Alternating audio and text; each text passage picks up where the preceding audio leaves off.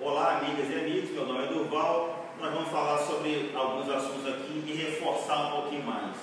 Vamos começar aqui pelo gramicismo. Muitas pessoas perguntam o que é gramicismo. É uma evolução do comunismo, se é que comunismo existe uma evolução. E eu estou dando aqui, por exemplo, Leon Trotsky, que é o pai do trotskismo, né? Ele foi morto até por Stalin, porque ele foi contra a linha pura do leninismo, marxismo, né? Ele tinha uma ideia da tomada do poder mais violenta, e isso é uma coisa comum no comunismo, tá? As pessoas se matam nas cabeças e sobra somente povão, fica um pouquinho na cabeça e o resto é povo. Então, Leon Trotsky, ele pregava um pouco mais a violência, e Antônio Gramsci, que foi a evolução, né? Ele é um italiano, ele estudou o movimento lá na Rússia e reescreveu a tomada do poder de uma forma diferente, que é através da contaminação dos poderes. No caso aqui da América do Sul, isso aqui é uma história mais ou menos seguindo a história do que aconteceu em países vizinhos, como na Venezuela, tá? Na América do Sul, normalmente começa pela contaminação do executivo, com a tomada do poder do executivo, que foi o que aconteceu lá na Venezuela. Depois começa a se comprar o judiciário, compram-se pessoas, ou seja, você corrompe as pessoas. O problema é que não se consegue corromper todas as pessoas, mas se corrompe pessoas importantes em cada função. Corrompe-se também o legislativo, ele passa a não funcionar, ou seja, você começa a ver leis que não protegem o povo, mas protegem um grupo de pessoas, então protegem os políticos. Você começa a ver juízes que não punem como deveriam punir, consegue punir um vendedor de galinha com 10 anos, mais um corrupto com 8 anos, e depois de 3 ou 6 meses o cara já está em casa e por aí vai. Presidentes, pessoal do executivo falando que não deve. Então Antônio Gramsci, ele prega isso tudo das piores formas tal possível. A principal dela é a desmoralização. Desmoralização em todos os níveis, em todos os sentidos, principalmente através da mentira. Mentira, por exemplo, no caso do vazamento da informação da Petrobras, a presidente da República, ela, ao invés de criticar o fato que é o furto, ela foi publicamente e falou na TV: isso não é possível acontecer antes das eleições, isso vai prejudicar as minhas eleições. Quando a presidente da República fala isso, ela está destruindo gerações de crianças e jovens.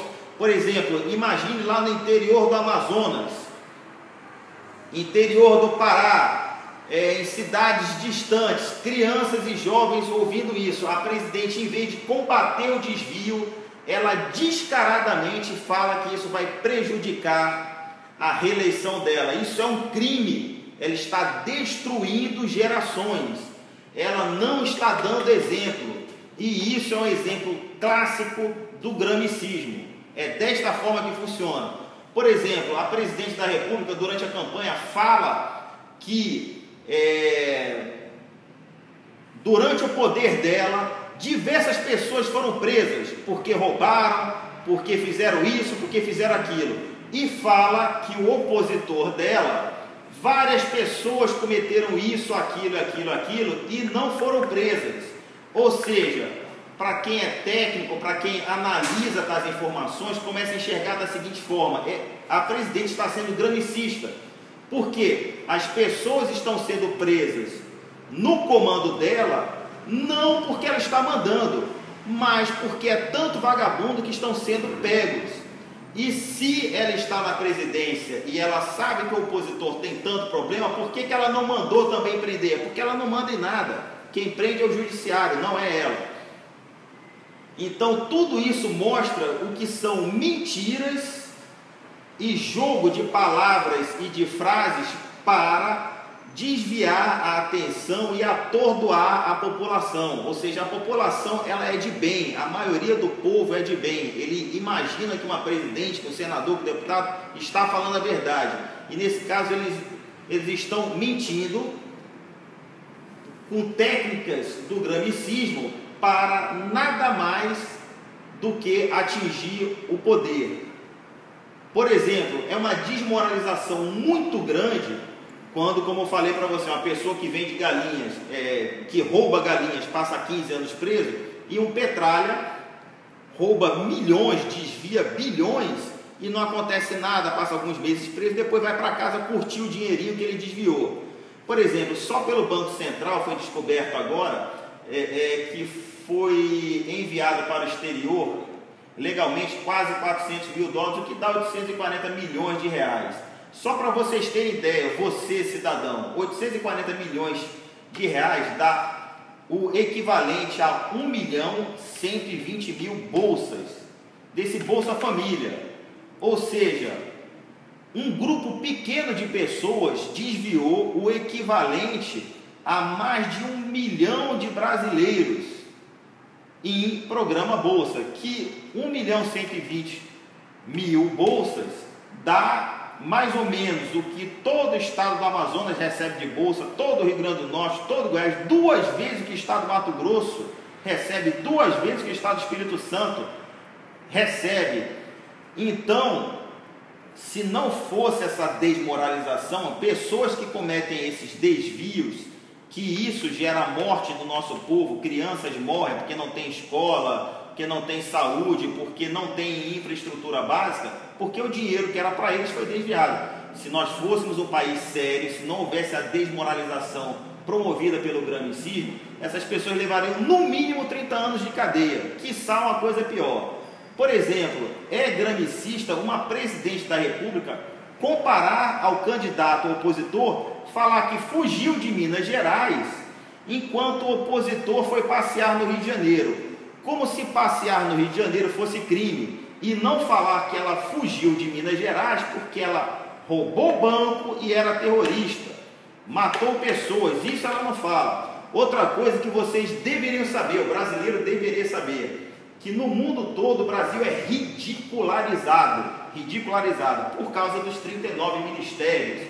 Ela não colocou 40 para não ficar na cara, porque o 40º é ela, e o Ali Babá que comanda os 40 ladrões é o Lula. Isso vocês deveriam entender, que isso é um jogo de palavras para desmoralizar ainda mais o brasileiro, se sentir impotente em relação ao Estado, que nada pode ser dado jeito. Todo mundo imagina que nada pode ser dado. Pode ser dado jeito sim, porque no mundo todo isso não é normal. Quando a presidente fala sobre infraestrutura de ferrovias, hidrelétricas e BRT, ela está mentindo que as ferrovias não estão prontas. Aquela ferrovia que ela falou é um trechozinho pequeno que o vagão vai para frente, vai para trás e não liga nada a coisa alguma. Hidrelétricas, que não sei o que, nós vamos entregar, do verbo não consegue entregar nunca. Nada disso foi feito. 99%, mais de 99% da infraestrutura do país veio da época do regime militar, onde todas as rodovias, ferrovias, se você vai para qualquer lugar, você vai ver, essa rodovia foi construída pelo governo na época do regime militar. Nada foi produzido, nada foi construído, melhor dizendo. Quando ela se gaba do BRT no Rio de Janeiro e do metrô que ela não entregou, porque no Rio de Janeiro ainda não terminaram o metrô, o BRT é a melhor máquina de escrever do mundo quando já existe o computador. O BRT foi projetado para mais de 30 anos atrás pelo governo militar também, e é para pequenas e médias distâncias, não são para longas distâncias. Transporte apropriado para hoje veículo sobre trilho elevado. O BRT ele retira uma faixa de rodagem dos carros e a população aumentou muito. Então retira uma faixa de rodagem, mata pessoas porque é extremamente perigoso. Você não consegue ter o controle de taxa de mortalidade de peças, porque é um ônibus como outro qualquer, que passa numa pista esburacada como outra qualquer, e não dá vazão ao povo. E o povo fica imaginando, o governo está falando a verdade. Não é. Isso aqui é uma solução muito antiga, que eles tiraram já de um arquivo, com preguiça de fazer a coisa certa. E isso tudo aqui, como eu falei, é mais ou menos a história da Venezuela. Aconteceu dessa mesma forma aqui, onde eles conseguiram implantar o comunismo, lá o socialismo, né, que é o nome mais bonitinho agora do comunismo, através do plebiscito. Plebiscito esse criminoso, ou seja, em 92 tentaram tomar o poder através do trotskismo e não conseguiram. Em 99 já estavam conseguindo através do granicismo, então se implantou, aí já era. Só que para um país do nosso tamanho, eles precisam de 16 a 20 anos para a implantação do granicismo. Se a Dilma entrar, nós vamos completar os 16 anos, aí é caixão, já era. Uma dificuldade muito grande é a formação étnica do nosso povo, que é muito diversificada. Então, para implantar socialismo ou comunismo em um país como o nosso, onde nós temos formações variadas do mundo todo, para o comunista é uma desvantagem muito grande, porque ele não consegue uniformidade, homogeneidade. Deixa eu falar aqui para vocês um pouquinho sobre as urnas. As urnas. O Brasil é o país mais democrático do mundo. Uma vez a cada 4 anos por poucas horas. Depois disso ninguém mais sabe quem é o político que está lá, quem é o deputado, quem é o senador, e deixa o cara roubar à vontade. Ora, a nossa urna ela foi rejeitada pelo parlamento alemão porque ela não é democrática, ela vai contra a democracia. Contra a democracia. Por quê?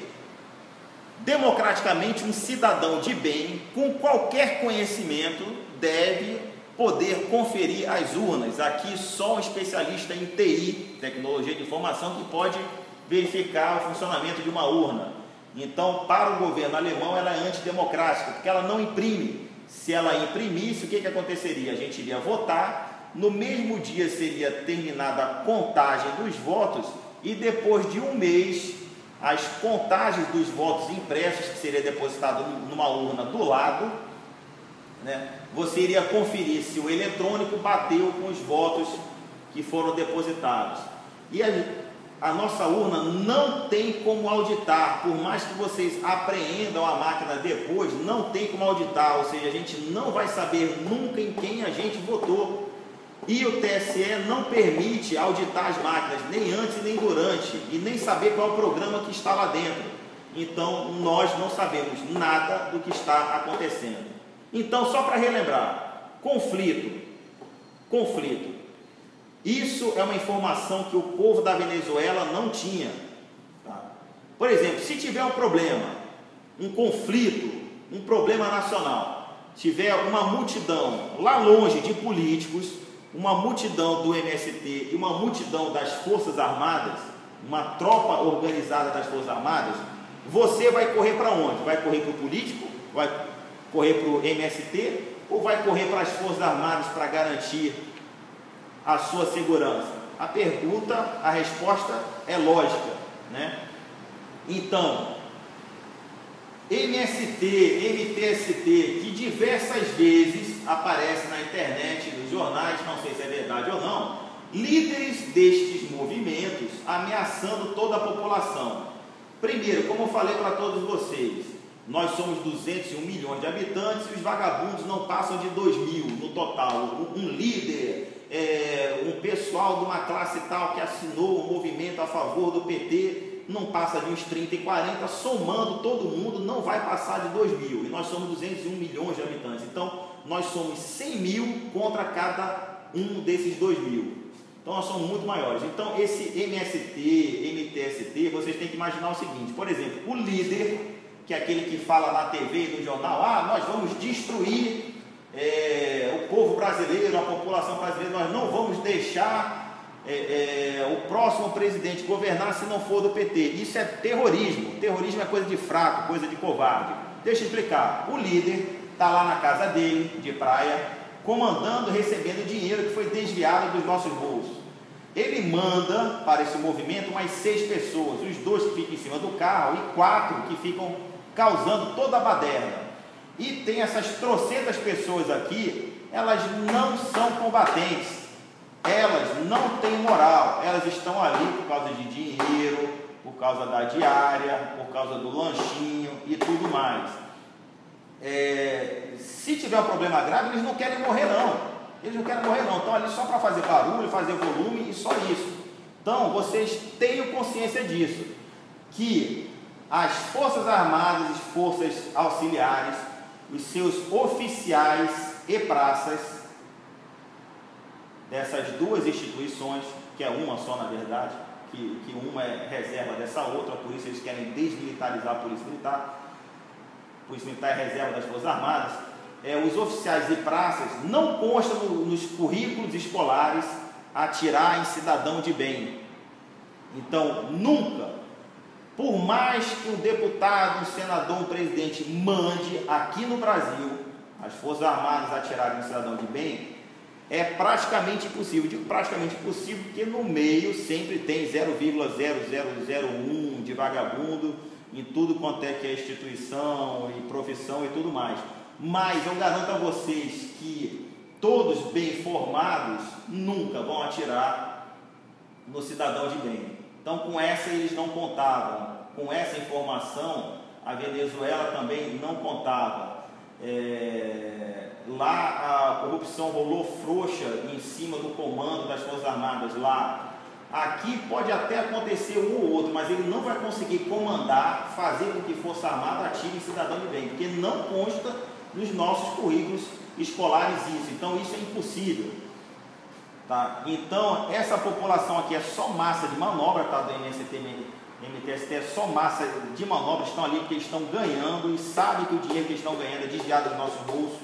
Tá? Então eles não são cabeças pensantes, são massas de manobra. Outra coisa que eu quero informar para vocês é o seguinte: a imprensa ela é tão vítima como a gente, porque aqui no Brasil a imprensa ela é uma concessão pública, tanto a TV como o rádio são concessões públicas. Então não tem jeito, se eles não comerem na mão do governo, pode-se cortar os recursos deles e esse corte de recursos fazer com que pessoas percam emprego. Ninguém quer perder emprego. Como corrigir isso?